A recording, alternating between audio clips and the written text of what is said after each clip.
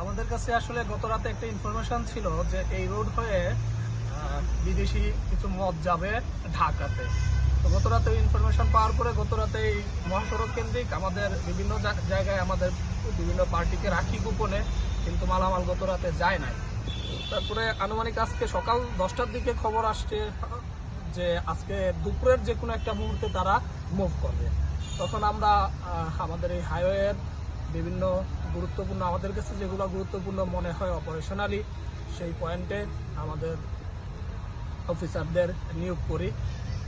তো আনুমানিক 3:30 4টার দিকে তারা যাত্রা শুরু করে এই গাড়ি তাদের গন্তব্যের উদ্দেশ্যে, এবং আমাদের লোকেশনে 6টার আশেপাশে তারা প্রবেশ করে। আমরা নাটালের মোড়ে চেকপোস্ট বসাই আর পিছনে আমাদের মোটরসাইকেল পার্টি রেডি রাখি। তো এই গাড়িটা যখন আমাদের মার্কিং করা শেষ হয়ে যায় যে এই গাড়ি দিয়েই মাল আসতেছে, নাটালের মোড়ে আসার পরে আমরা সিগন্যাল দেই, কিন্তু এত স্পিডের কারণে সে গাড়ি জায়গায় না থামিয়ে নাটালের মোড় দিয়ে ভিতরে ঢুকে যায়। ভিতরে ঢুকে যত দ্রুত পারে, যতটুকু ভিতরে গাড়ি টেনে যাওয়া যায় নিয়ে যায়। তারপরে ভিতরে ভৈরবপুর নামক একটা জায়গায় গাড়িটা সুকৌশলে পার্ক করে গাড়ি থেকে নেমে ড্রাইভার চলে যায়। তো আমরা গাড়িটা আইডেন্টিফাই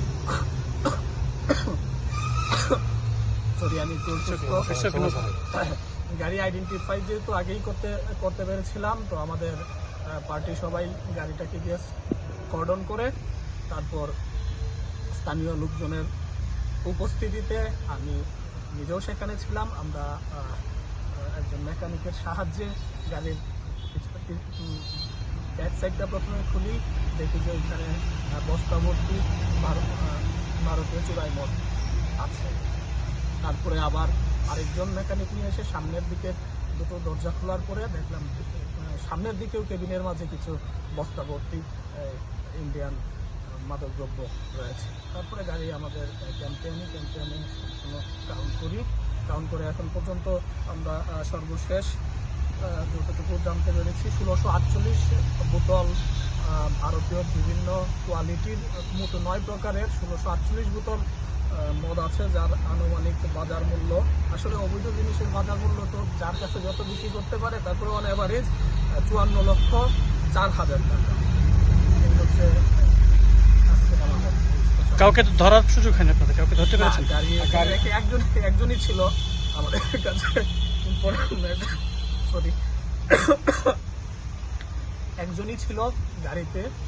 তো সে ওইখানে রেখে হয়তো পাশেই নেমে দাঁড়িয়ে আছে, কিন্তু যেহেতু আমরা তাকে একেবারে ফেস টু ফেস তো চিনি না, ছবিও নাই আমাদের কাছে, শুধু আমাদের পোস্টের মাধ্যমে ইনফরমেশন ছিল এমন একটা ক্যারি বয় গাড়ি, কোনো দিকেই গ্লাসের কারণে, কালো গ্লাসের কারণে ভিতরে কিছুই দেখা যাবে না এবং খুব টেনে আসবে গাড়িটা। তো সেই ইনফরমেশনের উপর ভিত্তি করে গত রাত থেকে কাজ করার ফলে আজকে আনুমানিক রাত 8টা 8:30টার দিকে আমরা সফল করি। মূলত কি ড্রাইভার না ব্যবসায়ী বা না, গাড়ি